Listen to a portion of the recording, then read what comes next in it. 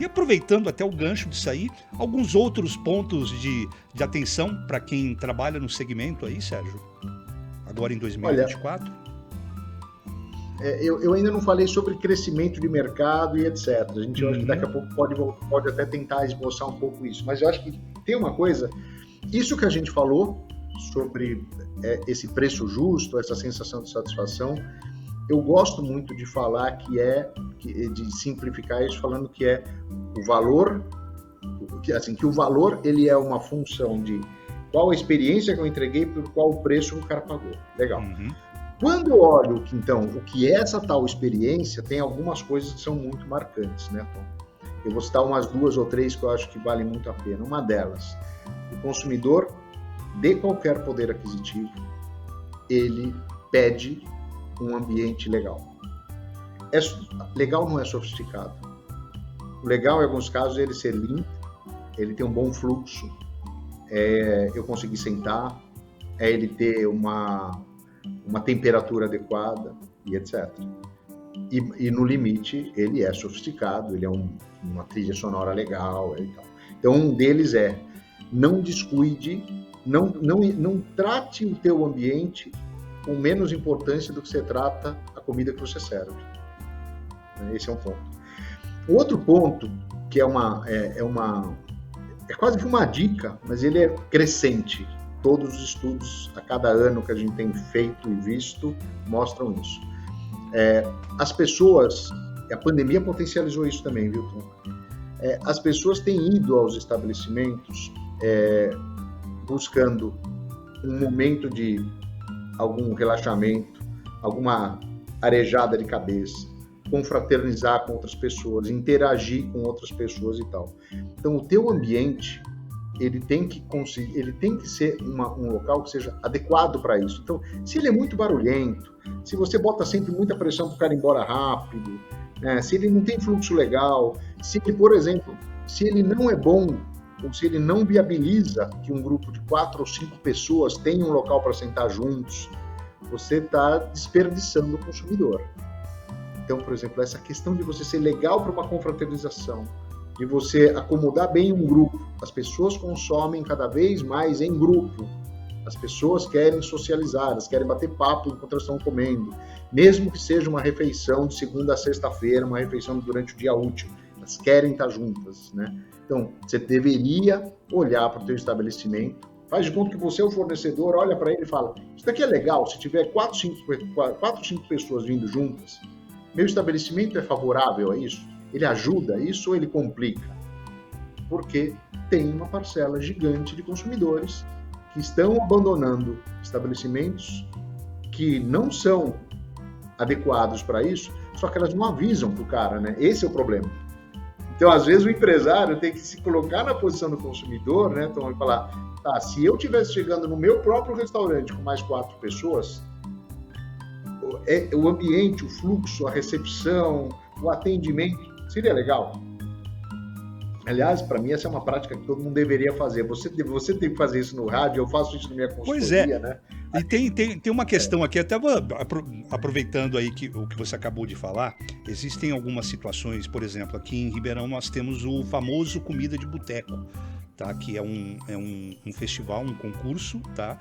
Onde alguns avaliadores chegam ali disfarçados nesses estabelecimentos e avaliam justamente tudo isso que você falou, sabe? O ambiente, claro, a comida, sabe? O atendimento, a condição do estabelecimento. Então, fica aí como dica para o pessoal que está acompanhando tudo isso que o Sérgio falou. E a gente tem como exemplo aqui em Ribeirão a Comida de Boteco. Então, fica aí. Não tem dúvida. E acabam sendo alguns indutores, né? O Comida de Boteco acaba sendo um dos indutores de estabelecimentos que ele acaba se reolhando, se revisitando por conta de participar de programas como esse. Isso daí é uma coisa muito, muito adequada também. A gente falou de outros temas, né, Tom, que eu acho que são críticos. Essa questão de falar, se eu sou para esse público, né, o que eu tenho, o que esse cara espera, né? Então, eu acho que isso é uma coisa bem importante, porque vou te dar um exemplo fora dos que a gente já deu. A gente falou de poder aquisitivo, falou de geração. Vamos pensar em mulher, consumidora mulher, e alimentação saudável. A mulher é muito mais consciente e muito mais exigente e muito mais buscadora de soluções de alimentação saudável, natural e assim por diante. Então, se você por exemplo, vamos pensar de duas formas. Eu sou um estabelecimento focado em alimentação saudável e natural.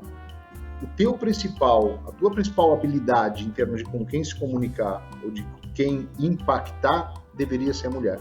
Você deveria entender como que a mulher interpreta a alimentação saudável e natural, porque ela é o principal foco desse teu tipo de serviço. Ou o contrário, eu tenho muita mulher que frequenta meu estabelecimento. Então eu vou, por exemplo, dar mais informação sobre o que eu produzo de alimentação para a mulher. Por quê? Porque a mulher ela tem muito mais percepção e curiosidade por informação sobre a alimentação do que o homem. Então, eu acho que esses aprendizados, né, eu acho que eles são fundamentais para a gente cada vez estar mais conectado com o consumidor. A gente vai conseguir ter um restaurante ou uma padaria para cada consumidor? Não. Mas se eu não tiver nenhuma noção, né, de para quem eu aponto a minha bazuca, fica mais difícil, né? Mas eu acho que essa questão de segmentação, acho que ela torna tudo muito mais crítico. E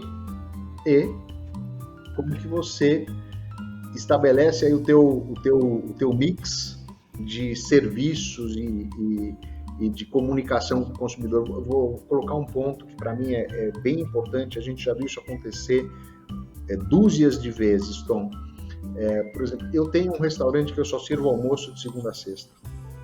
Esse restaurante também poderia ter embutido nele uma operação de marmitaria, ou eu poderia abrir com uma configuração um pouco diferente para atender um almoço no final de semana, ou eu poderia colocar uma outra culinária para atender especificamente pelo delivery, que eu não vou colocar no salão para não causar até confusão com o meu consumidor, mas eu poderia ter uma outra culinária que eu exploro exclusivamente no delivery. Então, eu acho que aí é um estímulo meu ao empresário do setor, então, a pensar mais possibilidades do que só o quadradinho no qual ele já está, né? Vê bem, 2023, e não vai ser diferente em 2024, sintetizando, a gente pode até entrar nos motivos pelos quais isso aconteceu, se você topar, mas sintetizando, o mercado cresceu pouquíssimo em 2023, nosso mercado de food service cresceu pouquíssimo em grana, e ele não cresceu em tráfego, em movimento, ele até teve uma redução.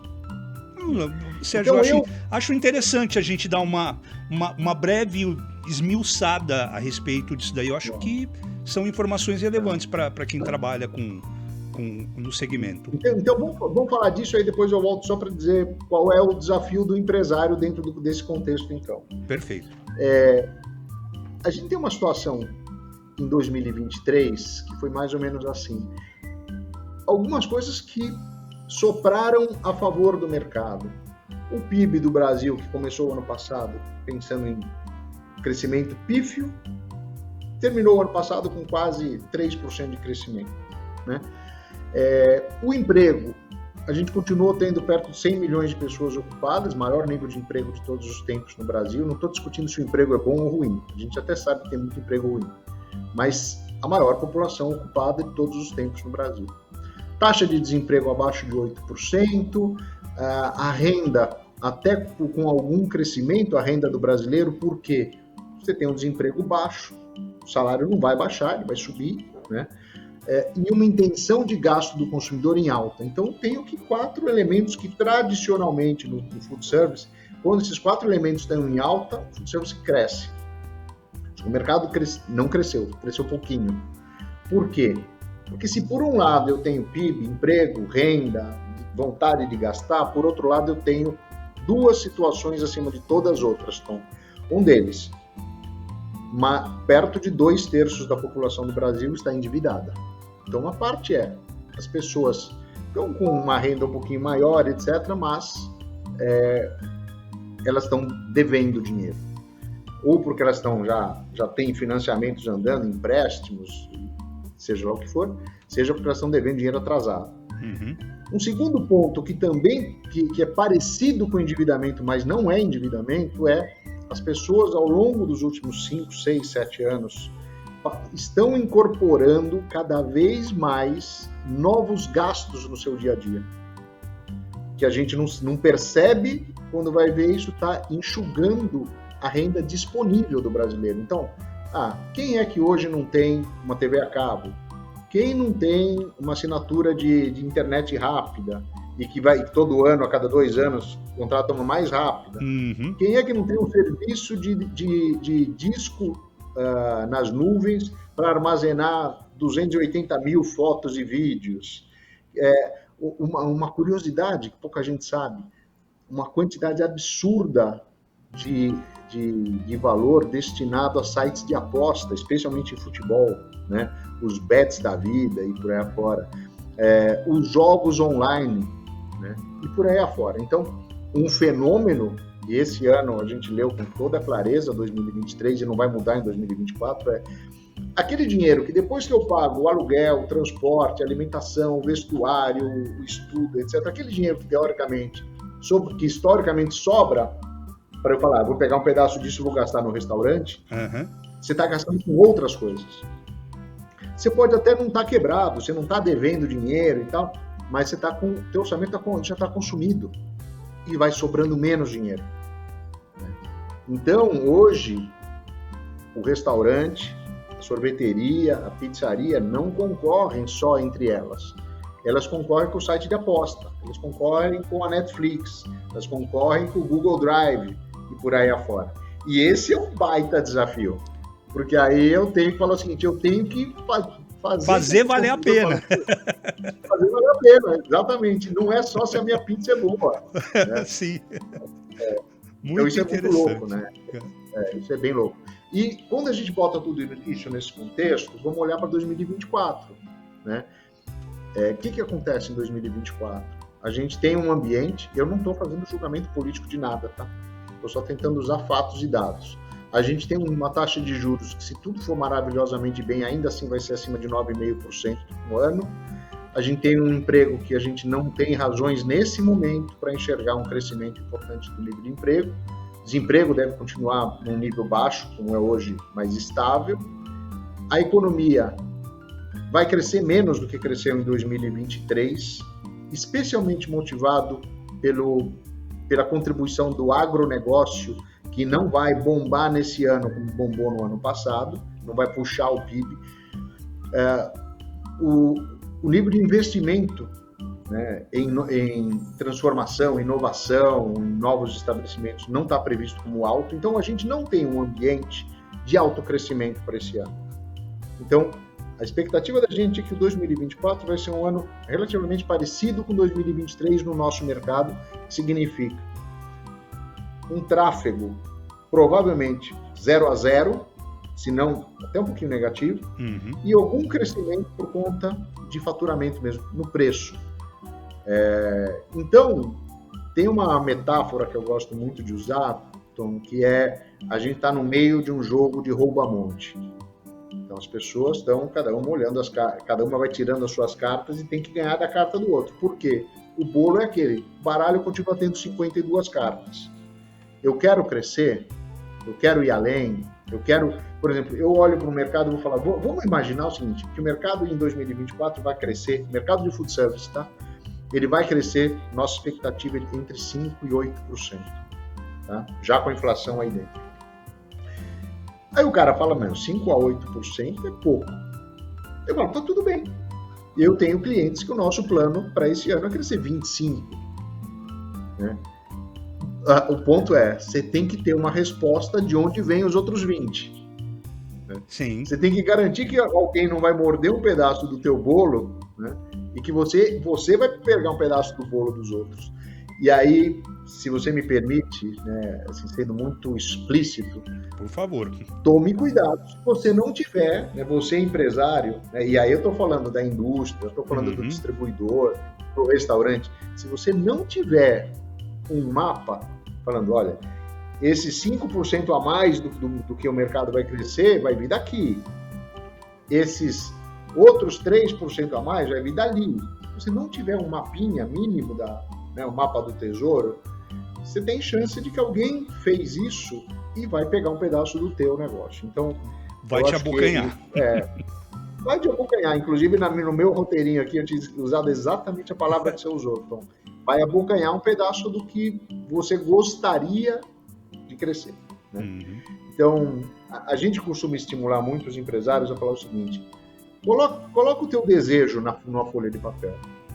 Eu estou aqui, eu gostaria de estar aqui. Legal. E agora comece a escrever entre os dois pontos o seguinte: o que eu tenho que fazer, o que torna viável aquilo? Tem que ter essa resposta, né? A gente lida nesse mercado há muito tempo, então, o brasileiro gosta muito de bater no peito, isso até vai um pouco ao encontro da ideia de quem quer entrar no setor também, né?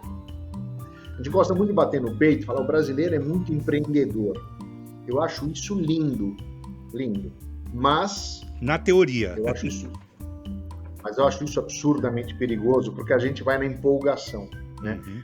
E o que a gente vê em muitos casos, cara, é empreendedorismo sendo entendido, assim, você fala empreendedorismo, mas o que você está fazendo é uma aventura, né? A gente não tem muito mais espaço para aventura. Vamos lembrar, a gente falou disso há quase um ano atrás. A gente teve mais de 250 mil empresas desse setor que fecharam durante a pandemia. A maior parte delas foi por conta da pandemia, mas uma parte enorme delas é porque, na verdade, o negócio já estava oco antes. Ele já estava baseado em pântano antes, né? Então, o que eu vejo é que a gente deveria considerar aqui que é o seguinte: eu tenho que ter respostas para perguntas do tipo: eu estou aqui, eu quero ir para um outro lugar, eu tenho que ter no mínimo uma lista. Eu não sou muito de querer convencer um empresário pequeno de que ele tem que ter uma consultoria internacional para fazer um business plan para ele, tá? Eu acho que isso é um pouco de uma certa afetação que não é na prática viável. E eu estou falando de um ambiente aqui de 1 milhão de estabelecimentos, né? Então, minha opinião faça uma boa reflexão, converse com gente. Você tem Sebrae, você tem a Brasel, você tem a BIP, você tem Senac, você tem um monte de gente que pode te ajudar a pensar, você tem a internet para você passar algumas horas buscando referências, né? Você tem que ter resposta para essas pontes. Como é que eu saio de onde eu estou para ir para um outro lugar? Eu acho que isso para mim é bem marcante. E o ano que vem vai exigir isso. A gente não tem ambiente para que o crescimento do próprio mercado seja o suficiente para gerar o crescimento que provavelmente o estabelecimento quer, que o empresário quer. Acho que é um pouco essa a minha visão, sabe? Muito bom. Nossa, sempre uma aula com o Sérgio. A gente fica aqui hipnotizado. É muito bom. Ô, Sérgio, eu pedi para a gente... Opa, demais. Eu vou pedir para a gente, já partindo aqui para o final do nosso bate-papo, você passar as suas redes sociais, contato. Vamos lá. Legal. Eu acho que vamos começar. Eu acho que o primeiro ponto é YouTube. A gente gera 2, 3, 4 vídeos por mês, a gente não enche muito linguiça com isso, 2, 3, 4 vídeos por mês, especificamente para esse setor. Às vezes é para ir mais para a indústria, às vezes é mais para o distribuidor, às vezes é mais para o estabelecimento. Então, YouTube, Food Service com Sérgio Molinari. Simples assim. Na descrição, pessoal, aqui embaixo vai estar, tá bom? Na descrição aqui embaixo. Legal. Joia. Eu acho que o curso na SPM é muito legal, um curso que existe há muitos anos, sempre reciclado, que é Gestão Estratégica de Food Service. E pode deixar meu WhatsApp, 11 99 163 3941. Pedir para repetir. Claro que a gente não consegue atender todos os projetos, etc., mas quer que eu repita? Por favor. 11 99 163 3941. Aqui então, na descrição também, sempre... pessoal. Legal. Muito Mas é isso, cara. É um prazerzão. Acho que a proposta do programa é muito legal. O bate-papo com você é sempre muito legal, Tom. Eu que Espero que a agradeço, gente tenha tenha próximas. Opa! Enquanto não tem, assumam aqui o papel de fã do programa, o papel de fã da Riber. E é muito legal estar ao lado de gente como vocês, contribuindo de alguma forma. Agradeço você também pelas palavras e digo mesmo, Sérgio, grande fã seu. Sempre que você participa com a gente aqui, é uma aula, tá? Do segmento para que a gente entenda melhor tudo o que aconteceu e que está nos trazendo ao que está acontecendo. Está acontecendo agora e o que vem pela frente. É sempre muito bom. Exatamente. Sérgio, valeu. Até uma próxima oportunidade. Com certeza, ainda esse ano a gente deve se encontrar novamente para mais um bate-papo aqui. E fica aqui meu agradecimento em nome do pessoal da Riber Foods pela sua disponibilidade, você que está aproveitando um momento aí especial com a família, pela sua disponibilidade de estar com a gente aqui hoje. É um prazerzão, conta com a gente. Valeu. Obrigado, Sérgio, até mais. Legal, obrigado, Tom, obrigado, gente. É isso aí, legal, pessoal. Cara. Foi mais um Food Time aqui pelo canal da Riber Foods. Não se esqueça de deixar o joinha no vídeo, se inscreva aqui no canal, deixa aí nos comentários as suas palavras aí, o que você gostou, o que você não gostou.